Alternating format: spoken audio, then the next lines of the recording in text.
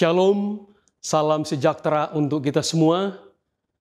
Saat ini kita berada pada program Teduh, dan sebelum kita akan memulaikan untuk program Teduh, mari kita tunduk kepala dan kita akan berdoa. Kita berdoa. Tuhan Bapa di sorga, pada saat ini kami akan mendengarkan firman Tuhan. Kiranya Roh Kudus Tuhan akan menuntun kami semua untuk mendengarkan firman Tuhan. Dan hamba-Mu yang akan menyampaikan urapi dengan kuasa dari sorga. Di dalam nama Tuhan Yesus Kristus kami berdoa. Saudaraku yang diberkati oleh Tuhan, tugas seorang kapten kapal tidaklah mudah. Tentunya sebagai seorang kapten kapal, dia harus memperlengkapi kapalnya dengan sempurna. Dia akan mengawaki kapalnya secara layak, sesuai dengan prosedur atau aturan yang berlaku. Dan seorang kapten kapal pun, dia harus membuat kapalnya layak di lautan. Dan seorang kapten kapal bertanggung jawab atas keselamatan pelayaran. Bertanggung jawab atas keselamatan para pelayar dan penumpang yang ada di atas kapal. Bahkan tugas seorang kapten kapal mematuhi peraturan dan perundang-undangan yang berlaku. Saudaraku yang diberkati oleh Tuhan, menjadi pertanyaan pada saat ini, who is your captain? Siapa kapten Anda yang menuntun perjalanan hidup Anda di atas dunia ini? Mari, saudaraku yang diberkati oleh Tuhan, kita melihat firman Tuhan di dalam buku Matius pasal 8 ayat 23 sampai ayat 27. Saya akan bacakan. Lalu Yesus naik ke dalam perahu, dan murid-muridnya pun mengikutinya. Sekonyong-konyong mengamuklah angin ribut di danau itu, sehingga perahu itu ditembusi gelombang. Tetapi Yesus tidur. Maka datanglah murid-muridnya membangunkan dia. Katanya, Tuhan, tolonglah kita binasa. Ia berkata kepada mereka, mengapa kamu takut? Kamu yang kurang percaya. Lalu bangunlah Yesus menghardik angin dan danau itu. Maka danau itu menjadi teduh sekali. Dan heranlah orang-orang itu, katanya, orang apakah dia ini? Sehingga angin dan danau pun taat kepadanya. Itulah firman Tuhan di dalam buku Matius pasal 8 ayat 23 sampai 27. Saudaraku yang diberkati oleh Tuhan, di dalam Matius pasal 8 ayat 24, saya coba untuk kembali membacakan firman Tuhan ini, menghantar khotbah saya pada saat ini. Matius 8 ayat 24, sekonyong-konyong mengamuklah angin ribut di danau itu, sehingga perahu itu ditembusi gelombang, tetapi Yesus tidur.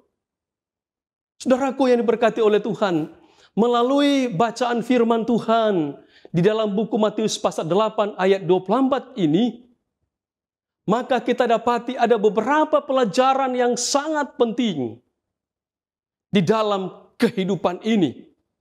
Pelajaran yang pertama yang kita akan lihat dari buku Matius pasal 8, di mana Tuhan Yesus menghardik akan angin, sehingga angin itu pun reda ketika berada di atas danau Galilea.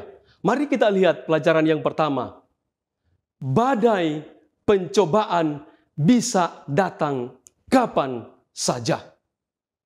Saudaraku, sifat dari pencobaan adalah pertama, tiba-tiba, hanya sepersekian detik dan entah dari mana. Kemudian yang kedua, sifat dari pencobaan itu adalah menghantam tanpa ampun, sehingga mampu membuat Anda dan saya putus asa. Dan yang ketiga, sifat dari badai pencobaan adalah tanpa pandang bulu, tidak ada yang kebal terhadapnya. Oh, saudaraku yang kekasih, ketika badai pencobaan itu datang kepada saya dan saudara, tidak ada satupun manusia yang dapat mengelak dari badai pencobaan itu. Satu masalah belum selesai, masalah yang lain sudah datang. Bisa saja masalah itu saudara mendapatkan surat PHK dari pekerjaan. Bisa saja orang yang kita cintai meninggal tiba-tiba. Bisa saja orang yang kita sayangi mengkhianati kita. Dan bisa saja krisis keuangan membuat bank menyita aset Anda. Oh, banyak yang tidak sanggup menghadapi situasi di akhir ketika kita mengalami putus asa, mengalami depresi, dan bahkan bisa saja saya dan saudara menyalahkan Tuhan.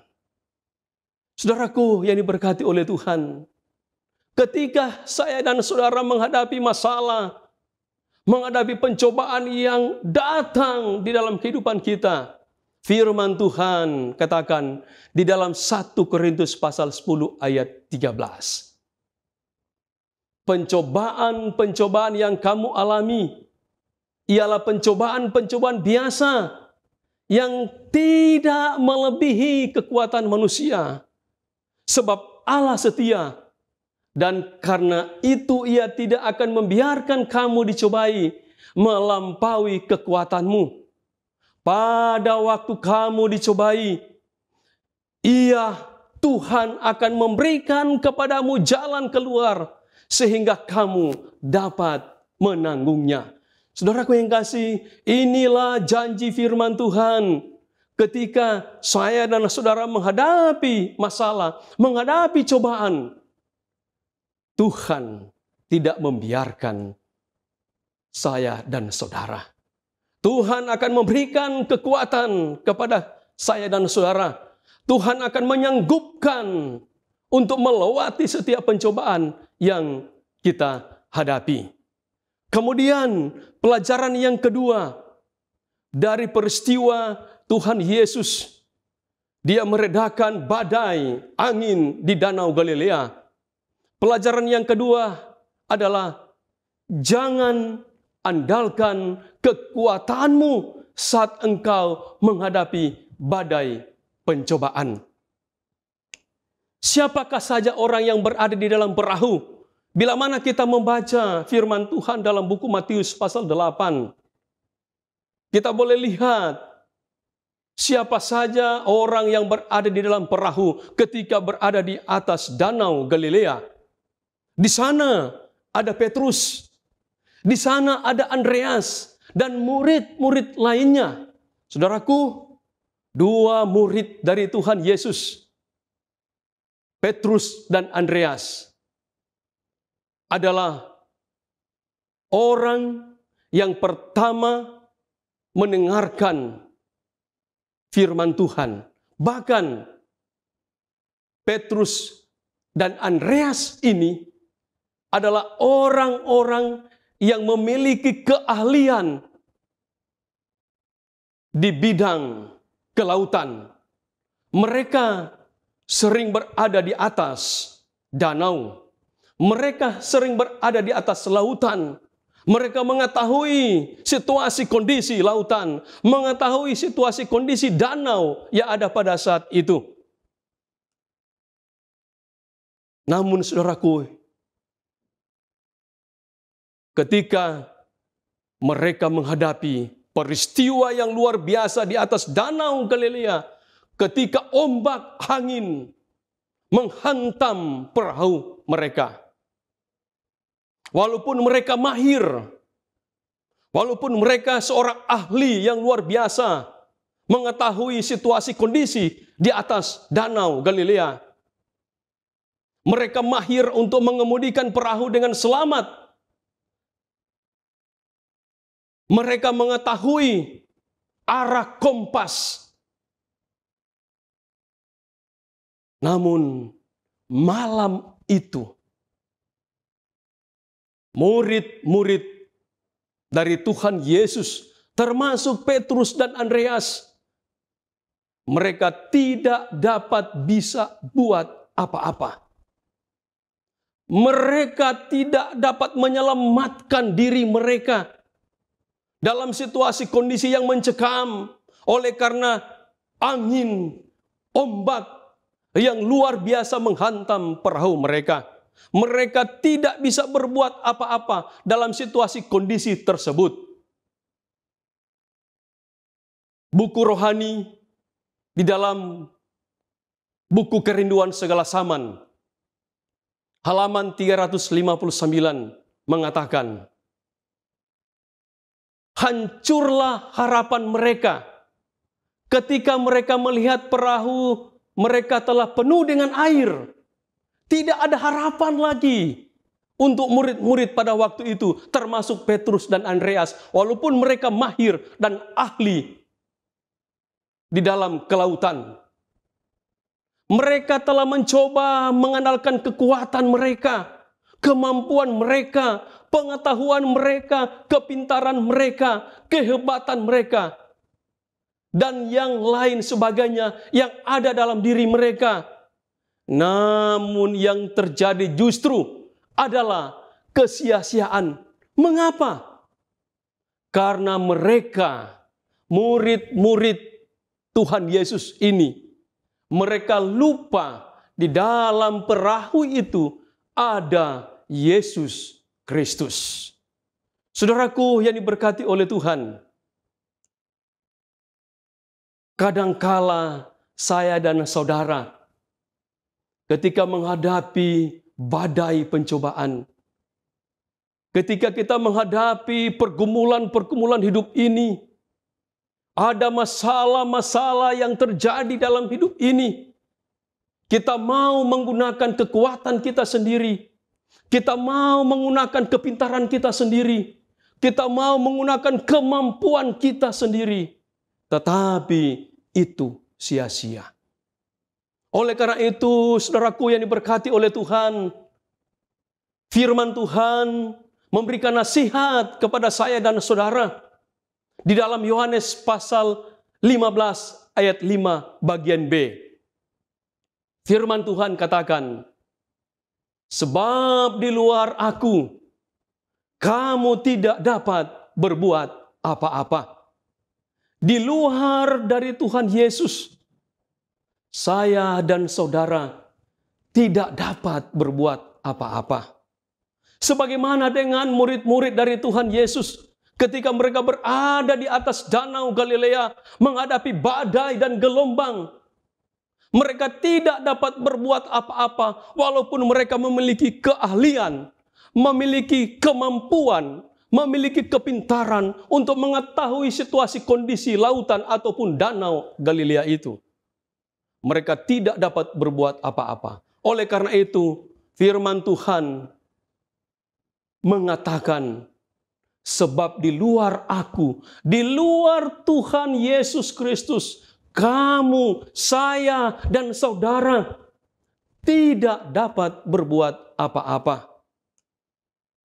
Banyak orang yang mencoba untuk menghadapi masalah dengan kekuatannya sendiri, dan pada akhirnya gagal dan selalu kalah karena mereka lupa ada Tuhan yang mampu untuk menolong mereka.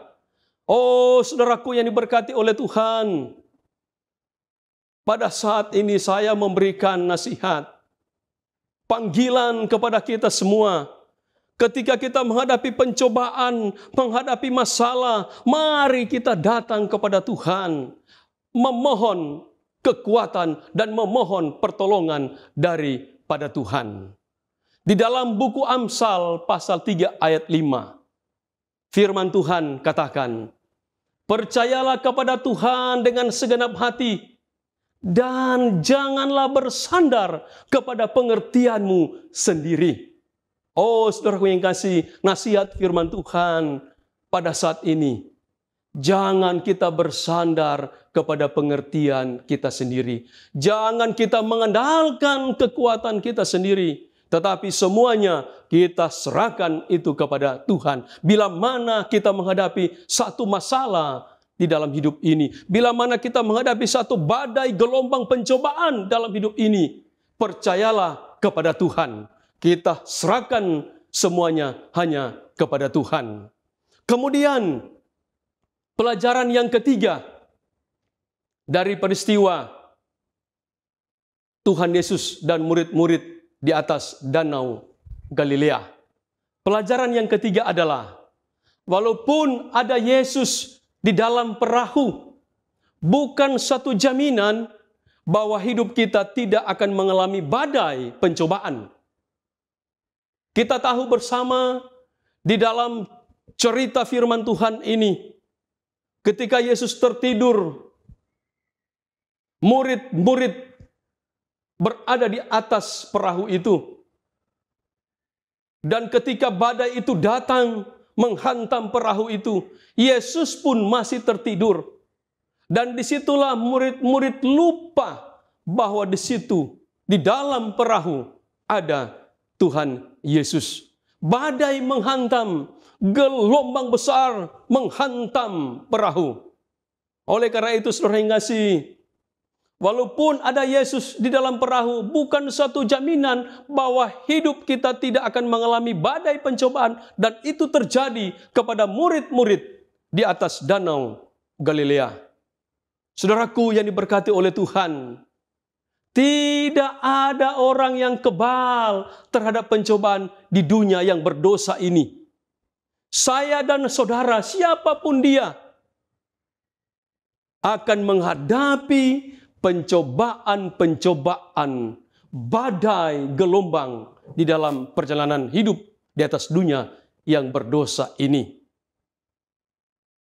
Salah satu contoh, orang yang setia pun, orang yang saleh pun menghadapi pencobaan.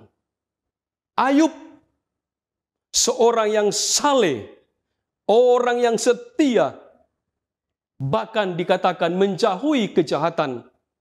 Namun diizinkan oleh Allah kehilangan hartanya, kehilangan anak-anaknya. Bahkan Ayub pun terkena penyakit yang luar biasa. Ayub, seorang yang saleh dan setia, dia pun mendapatkan pencobaan. Tetapi Ayub tetap setia kepada Tuhan. Allah tidak pernah berjanji jika kita mengikuti Tuhan Yesus, maka kita tidak akan menghadapi masalah dan pencobaan. Tetapi Allah, Tuhan Yesus berjanji kepada kita, kepada saya dan saudara, di setiap pencobaan yang kamu hadapi, yang saya dan saudara hadapi, aku, Tuhan, akan selalu bersama denganmu. Inilah janji dari Tuhan Yesus. Dia akan menuntun kita ketika kita menghadapi pencobaan. Tuhan akan memberikan jalan keluar ketika kita menghadapi pencobaan. Di dalam firman Tuhan Roma pasal 8 ayat 31. Sebab itu, apakah yang akan kita katakan tentang semuanya itu? Jika Allah di pihak kita, siapakah yang akan melawan kita? Saudaraku yang kasih, jika Tuhan Allah bersama-sama dengan kita dalam perjalanan hidup ini, ketika kita menghadapi badai pencobaan dalam hidup ini, Tuhan tetap bersama-sama. Tuhan ada di pihak kita untuk memberikan kepada kita kekuatan, memberikan kita kemampuan menghadapi pencobaan yang sementara terjadi. Saudaraku, pelajaran yang keempat dari peristiwa Yesus dan murid-murid di atas Danau Galilea.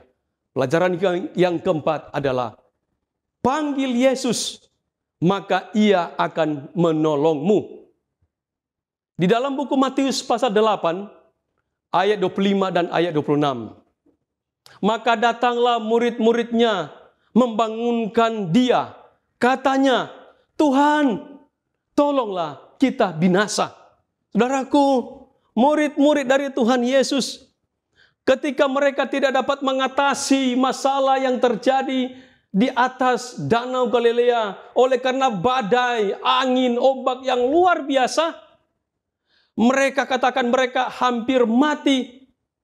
Mereka datang berteriak, memohon kepada Tuhan, Tuhan, tolonglah kita binasa. Mereka datang kepada Tuhan Yesus yang sementara tertidur untuk meminta pertolongan. Saudaraku, demikian juga dengan kehidupan saya dan saudara. Ketika kita menghadapi masalah, ketika kita menghadapi beban hidup, ada persoalan-persoalan yang terjadi dalam kehidupan kita. Sebagaimana dengan murid-murid dari Tuhan Yesus, mereka datang berteriak, minta tolong kepada Tuhan Yesus. Demikian juga dengan saya dan saudara. Kita datang kepada Tuhan Yesus untuk meminta pertolongan kepada Tuhan. Kita berteriak, Tuhan, tolonglah. Tuhan, tolonglah. Saya menghadapi persoalan. Berikan jalan keluar. Berikan kemenangan dari setiap pencobaan. Dari setiap masalah yang terjadi dalam hidup ini. Di dalam buku rohani Kerinduan Segala Zaman, halaman 362 berkata, di darat, di lautan, jikalau kita mempunyai Yesus sebagai penuntun, sebagai jurumudi, sebagai kapten di dalam hati kita, kita tidak perlu ada kekhawatiran. Iman yang hidup di dalam penebus akan memenangkan laut kehidupan, serta akan melepaskan kita dari mara bahaya di dalam cara yang menurut pengetahuannya adalah yang terbaik. Saudara yang kasih, saya mau katakan benar bahwa dalam perjalanan kehidupan kita, baik di darat, di lautan, di udara, dimanapun kita berada, kita mungkin saja menghadapi berbagai masalah, kesulitan, bahkan mara bahaya. Tetapi buku rohani dalam Kerinduan Segala Zaman, kita tidak perlu ada kekhawatiran. Bila mana saya dan saudara memiliki iman dan percaya kepada Yesus Kristus, kita akan melewati lautan kehidupan ini, walaupun di sana ada badai, walaupun di sana ada gelombang yang besar, kita akan melewati oleh karena Tuhan Yesus sebagai jurumudi, Tuhan Yesus sebagai kapten kita untuk selalu menuntun perjalanan hidup saya dan saudara. Oleh karena itu, saudaraku yang diberkati oleh Tuhan, jadikanlah Yesus sebagai jurumudi hidupmu. Maka ia akan mengantarmu dengan selamat melewati setiap badai-badai kehidupan yang sementara saya dan saudara hadapi saat ini. Di dalam buku rohani Life Sketches halaman 196 berkata, kita, saya dan saudara tidak perlu masa depan, kecuali kita akan melupakan cara Tuhan menuntun kita dan pengajarannya dalam sejarah masa lalu kita. Oh, saudara yang kasih, saya dan saudara tidak perlu takut untuk menghadapi masa depan di dalam perjalanan hidup ini. Walaupun kita harus menghadapi gelombang, badai, angin perjalanan hidup ini. Tetapi Tuhan akan terus menyertai. Kecuali saya dan saudara melupakan cara Tuhan, pimpinan Tuhan yang telah menuntun saya dan saudara di masa yang lalu. Oleh karena itu, mari saya dan saudara untuk berharap dan menyerahkan hidup ini hanya kepada Tuhan. Karena Tuhan adalah jurumudi saya dan saudara. Tuhan adalah kapten di dalam kehidupan saya dan saudara. Baik itu secara pribadi, keluarga, ataupun jemaat. Tuhan sebagai kapten. Who is your captain?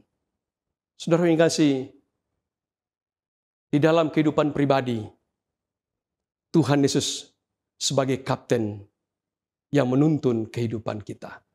Di dalam kehidupan keluarga, Tuhan Yesus akan menuntun keluarga kita. Di dalam jemaat, Tuhan akan menuntun jemaat kita. Kiranya Tuhan Yesus Kristus akan memberkati saya dan saudara saat ini. Mari kita tunduk kepala dan kita akan berdoa. Tuhan Bapa di sorga, kami bersyukur Tuhan sudah menyertai dan memberkati kami.